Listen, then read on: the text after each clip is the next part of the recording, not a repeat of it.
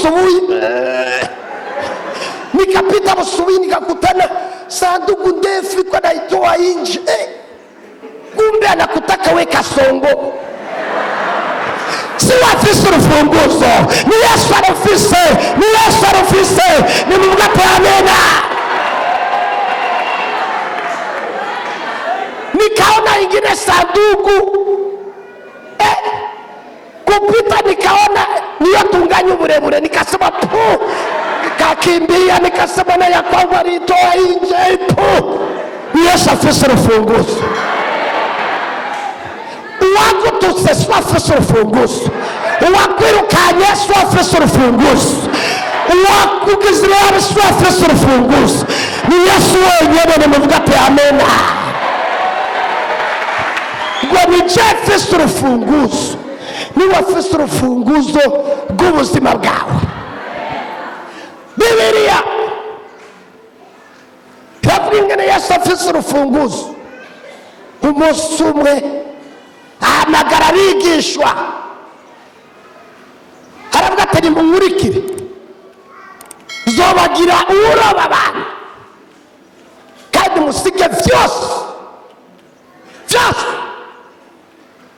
Ba Yohana barabisiga, ariko Petero bavuga ngo mu buryo bw'imuhemu Yesu yaniyeho kuva kera, ariko mu buryo bw'umubiri Petero yarusha Yesu imyaka. Abona umusore w'imyaka 30. Nimunkurikire, zobagira uroba abantu kandi musige vyose. Barabisiga, ariko Petero ati uyu kijana nikikuta kunasani mweskuro nibitupe mtu mkubwa iko na akili. Yeye kubitupaka alisema wachire ninde naye pole urusenga yachacha ati shangazi rumbikire vy'uyu musore sinzi ivyo arivyo. Runiwekeye rukenda nyumba ya Yesu, urusenga ruri kwa shangazi. Usubutu tu wende chanja kuroba. Umusi Yesu yafuye, rupita rurabia bajama ati wajama mie niko na akili, urusenga mwara rutaya, lakini mie kwa shangazi mutanifata wote ati tutakufata. Wasubi inyuma ngo bamukurikiye gumuye n'abandi. Yesu aravuga ati we unagumura n'abangine, we nikoneshi nifunge. Akafunga Tanganyika, akafunga bakenda kuroha. Baroba hariya kubera yari yugaye, imboga zikabarara. Ati munakuya kuroba, muja kuroba abantu mwe, ja kuroba abantu. Batereranga zose zikiruka, baterera ati mwende kuroba batusiya tutaringi. Ati ge yabanagara twarumva zikabaraba sike ijoro ryose bararoba. Yesu yari yugaye. Yesu amaze kuzuka, yazukanye imbabazi, yazukanye inzigo. Wamaze kuzuka arababwira ati bana banje hari ico mwarose. Ngo wapi? Terera mukuryo cawe nuguruye. Petero ati namoga siboneka kumutaka. Yesu ati jeye nuguruye kumutaka biraboneka, mwijoro biraboneka, kirakanya biraboneka. Terera mukuryo. Ruhindukiye rubona n'umwami Yesu,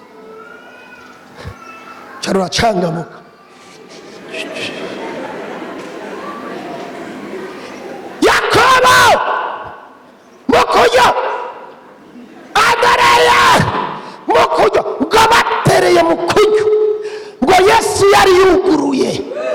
imboga zose zitwa kapiteni zose ziraza dubi ngo bakweze ngo biranga bagira ati bajama bino mudufashe ngo bazishira ku musozi ngo Yesu aravuga ati iyo nuguruye nawe ugara aravuga ati zimwe muzige izindi mugende mugurishe baca babona mu kanya gato Petero n'abigishwa baciye mu muhana bagenda bagurisha nibo batanguye rya jambo rivuga ati ha zandagara zandagara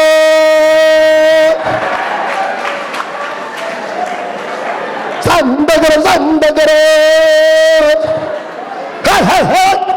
zandagara zandagara mbwirira mugeze ubwo ati nibo babitanguye. Haleluya. Petero agize gutya hasanga Yesu amusanze ari gusa. Mbwirira mugeze ubwo ati azo gusange wambaye, azo gusange wambaye. Iyo umuntu yivye aba yambaye ubusa, iyo umuntu asambanye aba yambaye ubusa, iyo umuntu ataye umugore wiwe aba yambaye ubusa, iyo umuntu ataye umugabo wiwe aba yambaye ubusa, iyo umuntu agwanye aba yambaye ubusa. Yegageza mugeze umubwira ati azosange wambaye. Haleluya. Iyo yuguruye ntawugara. Hari ibintu byugara imiryango y'imigisha. Ivyaha birugara ko umuntu yivye ubu uri kurugara ate uko umuntu asambanye hari umuntu yarafise amafaranga isi damuzi atangura kuvuga ngo akagore kiwe ngo ni kabi, atangura gusambana sambana. Umunsi umwe agiye kurangura baca baramufata barabimwaka.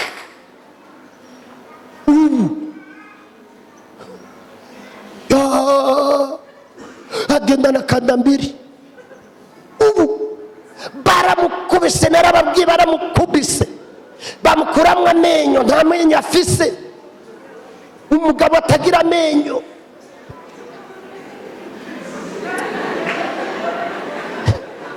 Ibintu yarafise. Mbwirira mugeze mbwira ati caha kirugara, mbwira ati caha kirugara.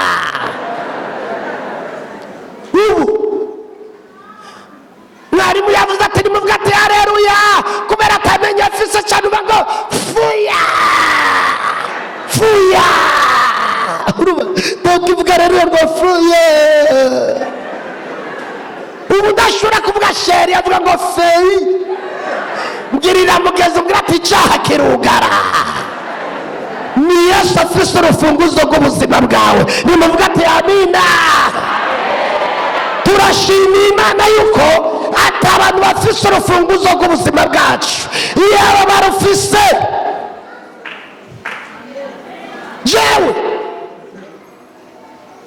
uko mbona guca uru n'urufunguzo. Navuse ndi kinyendaro cyo na papa fise, ariko nari fise abapapa benshi. Mama yari yarambari ati uje wese umwite papa, uje muremure ndakwita papa, uje mugufi ndakwita papa. Muri abo bose nta n'umwe yadekaraye ngo iki ni icana canje. Umunsi umwe hazi ikigabo kibi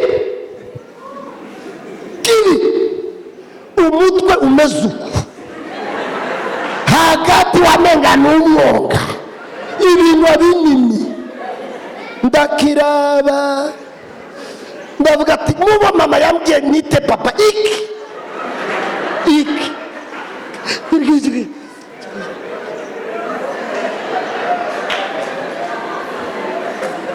mama yarankubise. Chua ninakumita papa none ati ni kibaya. Mubebe bana kuya bote ni sawa rakiniki. Arankubita. Mama yarapfuye ariko naramukunza kubera yarangwanyeko. Nubu nogira mama na papa. Imana ikavuga ati muraba babiri. Ugomba yuko ntwara nindi. Novuga ati twara gipapa usigarize mama. Mama yarangwanyeko. Yarabona umugabo ati ndakwemere ko ndagushira mu nzu ariko ico gihungu cirukane. Mama ati utemeye n'igihungu canje ndigiriye gaca twirukana.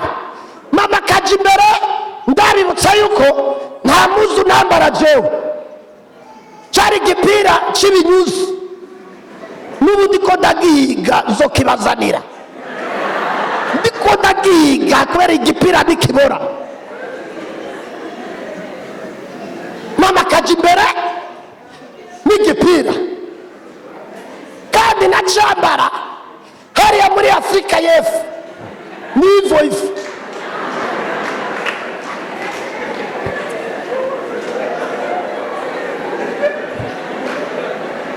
Arankunda umugabo